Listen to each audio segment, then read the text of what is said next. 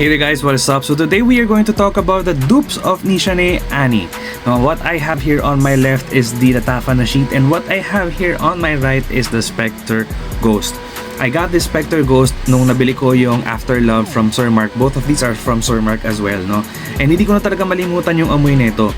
So the reason why I bought na sheet is kung sabi ko, hintayin ko pa bang dumating yung mga stocks ng Spectre Ghost dito sa atin, or I can just buy the na sheet na lang kasi readily available si na sheet. I sprayed na sheet here and Spectre Ghost here.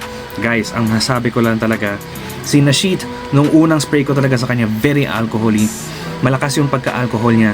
Pero si Spectre Ghost, smooth agad talaga siya. Grabe.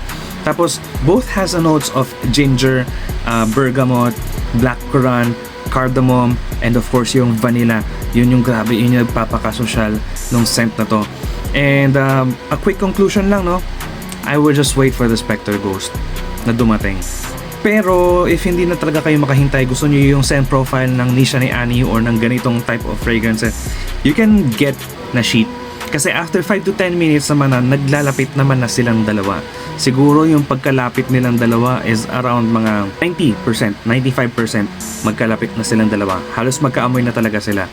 Sa untrained nose, you wouldn't really know the difference. So, one thing lang na masasabi ko sa kay na sheet, no, hindi ganun kalakas yung projection niya unlike dito kay Spectre Ghost. Si Spectre Ghost, i-spray ko siya dito one time sa akin, then nag-type ako, amoy na amoy ko siya. Si na sheet naman, in-spray ko siya dito, nagta-type ako, hindi ko siya maamoy, kailangan ko pang ilapit yung ilong ko para maamoy ko siya. So that's pretty much it for a quick comparison of na sheet and Spectre Ghost, guys.